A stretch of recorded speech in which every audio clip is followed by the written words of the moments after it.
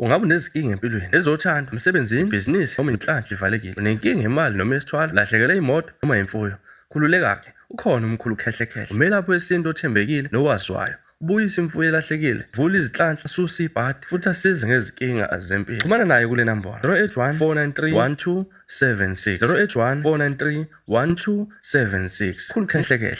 Lapho abanye behluleka, ikhona la siqala khona.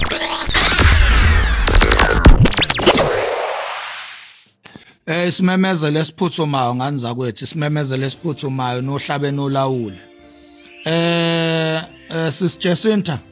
Sisijesinta mangobe sezuma ngizwe emchunu phakela umthakathi. Ngani zakwethu ngicabanga ukuthi ayishintshe iplan manje, ayishintshe iplan. Bengicela ukuthi silwele iKZN kuphela ngane zakwethu. Siyaphuthuma ke lesimemezelo, ngicela nje lisithathe serious, kunezathu eyinqala eyidala ukuthi ngenze lesimemezelo. Zingane zakwethu phakela umthakathi ngizwe emchunu sisijesinta mangobese ngicela ngane zakwethu ningizwe kahle, ngicela silwele iKZN kuphela. The rest of the South Africa sicela ukuthi bayilwele nabo. Yazi izathu ziserious kakhulu ngane zakwethu, izathu ziserious kakhulu. Angeke ngikwazi ukuzisho zonke la kule video eyodwa ka TikTok, kodwa ngicela niyenze research ngane zakwethu. Angeke siyiwine impi yokulwela iSouth Africa, kodwa sizoyiwina impi yokulwela iKwaZulu. Ngicela ukuthi silwele iKwaZulu kuphela, ngicela ukuthi ama-foreigners aphume KwaZulu kuphela. Sicela ukuthi wonke amabhizinisi angayikhokhi i-tax, bonke abasebenzi abangayikhokhi i-tax, wonke ama-illegal and legal foreigners abangenzi umsebenzi oyindlala noma esingakwazi ukwenza KwaZulu, sicela ukuthi labo bantu baphume baphele KwaZulu. Ngicela ukuthi nje ake sifocuse kweyethu ngane zakwethu iprovince, ukuze masibuya eintabeni koGoli ko Cape Town go overseas la sihlala khona, sibuyele ekhaya elifudumele iKwaZulu, sithole ifudumele. Ngicela ukuthi silwele iKwaZulu kuphela ngane zakwethu. Isicelo lesi angizami ukulawula, kodwa isicelo lesi kushubile ngani zakwethu, ushubile. I-information siyayithola kubi.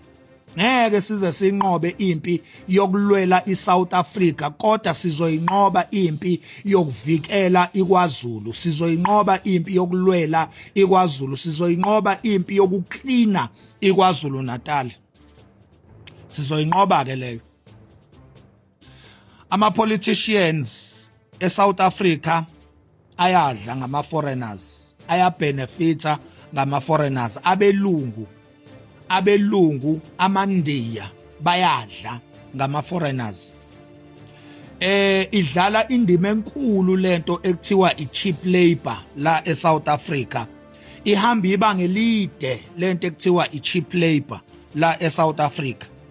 Kuningi ama-politicians kanye nabelungu namandiya abadla ngakho kuma-foreigners. So angeke sikwazi ukuthi labantu laba ngeke baze bavume sibaphuce isinkwa emlonyeni, badla kakhulu. And lalela imali labantu engibashoyo, ama-politicians kanye nabelungu, imali bayenza kakhulu ngama-foreigners.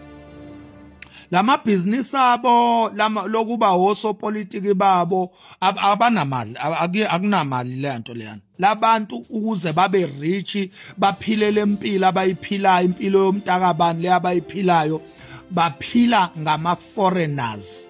Angeke sinqobe impi yama-foreigners uma sizothi i-national, kungcono ayibe provincial.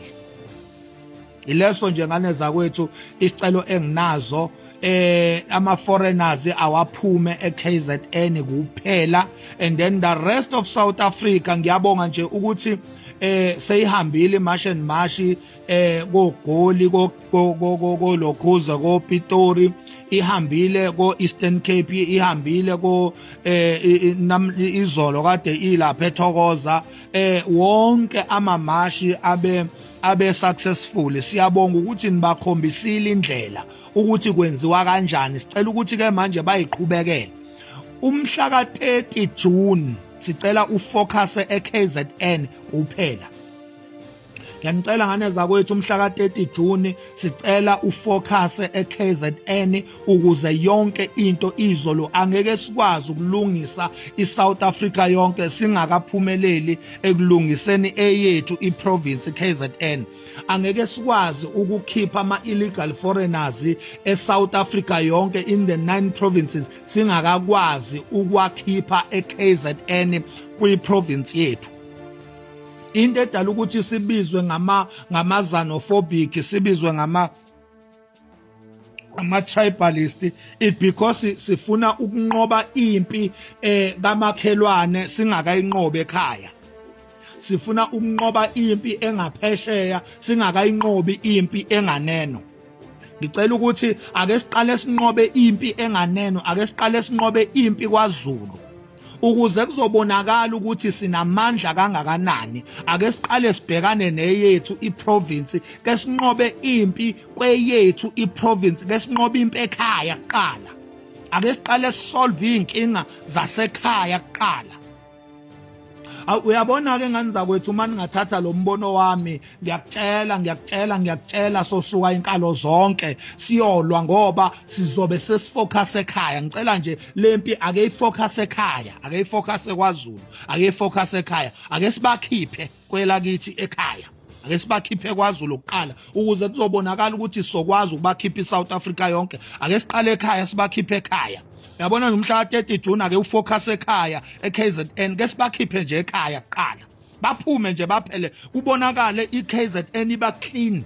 Ake qale kubonakala iKZN iba clean ngoba ngeke sikwazi ukucleana the whole South Africa singakakwazi ukucleana iKZN ngoba thina singaba seKZN singaba kwaZulu thina. Ake siqale sifocus kwaZulu ngane zakwethu. Ukufocusa kwethu kwaZulu kuzokwenza ukuthi abonakale amandla esizwe sikaZulu uma ngabe sibhekene nempi ezweni laso. Uma sikhuluma ngezwe lethu ake kube ukuthi sikhuluma ngoZulu, ake kube ukuthi sikhuluma ngoZulu ngane zakwethu. Ake siqale kwaZulu kuqala, hayi ukuthi ngeke silekelele kwamanye ama provinces, kodwa ake siqale sinqobe ekhaya kuqala. Ake siqale siclean ekhaya, sishiye ku clean ekhaya ebese siyalekelela ke kwezinye indawo. Angibonga ithuba ngane zakwethu, bekumbono nje wethu singomakhanya. Ngicabanga ukuthi abahlakaniphile bazowujulela lo mbono bese beyawusebenzisa. Inkulu impi yama foreigners eSouth Africa, kodwa ngeke sinqobe ngokusabalala, sihlukene phakathi kaningi maZulu. Ake nifocus kwaZulu kuqala. Thank you.